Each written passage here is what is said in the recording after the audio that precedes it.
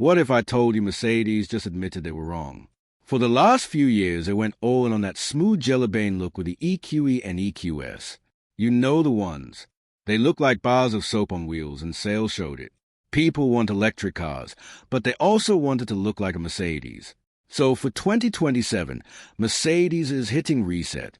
This is the 2027 C-Class electric, and it might be the most important EV they launched this decade. Let's start with what you see first. Walk up to this thing and you immediately know it's a C-Class. The front end is upright again. The grille is back, and it's actually a grille, not just a blank panel. Mercedes will even sell you one with 1,050 individual little light points built into it. At night it does this welcome sequence where the whole front end lights up like a constellation. And yes, you can get the hood ornament.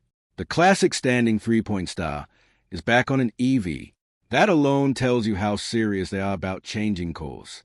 The side profile ditches a cab-forward one-bow design.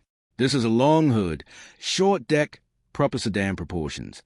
The roof line is raked, but it doesn't slope all the way to the trunk like the EQS. From the back, you get these new tail lights shaped like the Mercedes star. When you lock or unlock the car, they do a full animation. It sounds gimmicky until you see it in person at dusk. It looks expensive, and that's the point. Step inside and the theme continues. Mercedes heard complaints about the EQ cars feeling like spaceships inside. This is a return to form. You still get massive screens because it's 2027, but the layout is more traditional. Base cars get a big central touchscreen running the new MBUX system. If you spec the hyperscreen option, it stretches pillar to pillar. But unlike the EQS, the passenger now gets their own usable screen, not just a decorative panel. The materials are what you'd expect. Open pore wood, brushed aluminum, Nappa leather if you want it. But the coolest party trick is the sky control roof. Tap a button and the entire panoramic glass goes from clear to opaque in under a second. No more flimsy sunshades. On a hot day in Punjab, you'll love that.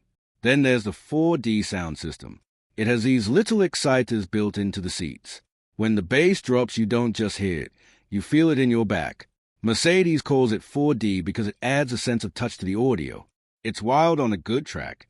Now let's talk about what's under the skin, because this is where the C-Class electric makes the biggest leap.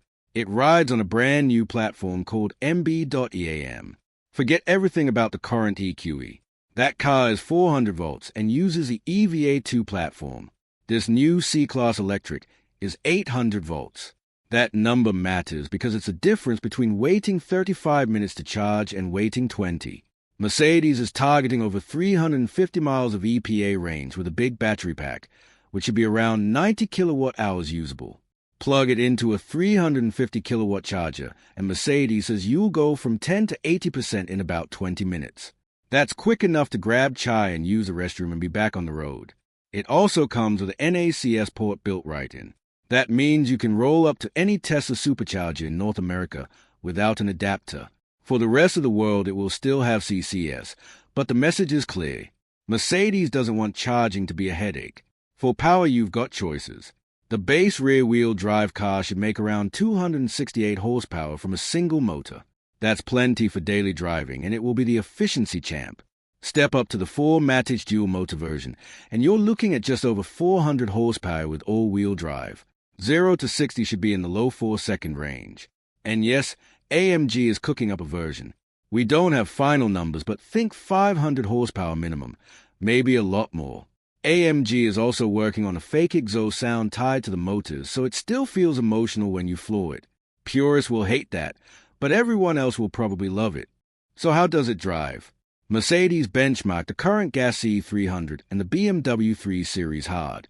The weight is down low because of the battery, so the center of gravity is better than any gas C-Class ever built.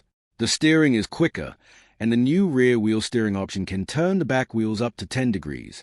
That cuts the turning circle down to under 11 meters.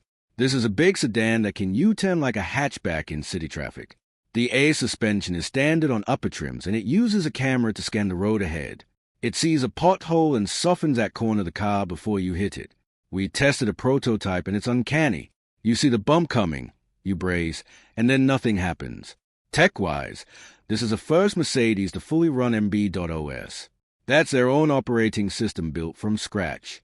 The old MBUX was basically a skin on top of other software. This is all Mercedes. That means faster updates, better voice control, and it runs third-party apps natively. YouTube, Zoom, even TikTok if you're parked. The Hey Mercedes Assistant now uses ChatGPT integration. You can have actual conversations. Ask it to explain why your range dropped. Ask it to plan a road trip with charging stops and food you like. It'll do it. It's the first Mercedes that feels like your phone in terms of software speed. Let's talk price and competition, because that's what really matters. Mercedes hasn't announced official pricing, but the target is $55,000 to $65,000 for the base car. That puts it right on top of the 2027 BMW i3, and about $5,000 under the current EQE sedan. The i3 is the C-Class Electric's main rival. BMW is also ditching the weird styling and going back to a normal 3 Series shape for their EV. The Tesla Model 3 performance is cheaper, but the Mercedes will beat it on interior quality, ride comfort, and brand cachet. The other one is the Audi A4 e-tron coming in 2027. That fight is going to be brutal. Right now, Mercedes has the advantage because of the 800-volt charging and the NACS port. When can you buy it? The global reveal is scheduled for mid-2026. European deliveries start late 2026. We should see it in U.S. showrooms and in Pakistan through imports by early 2027.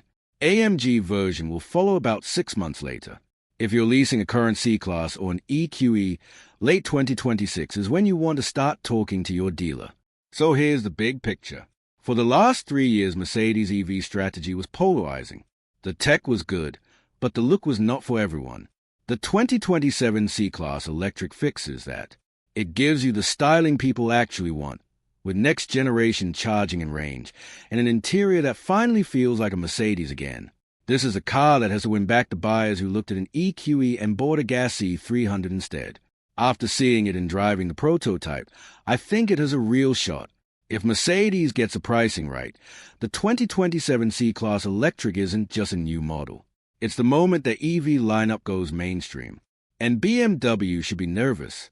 If you're cross-shopping EVs in 2027, put this on your test drive list.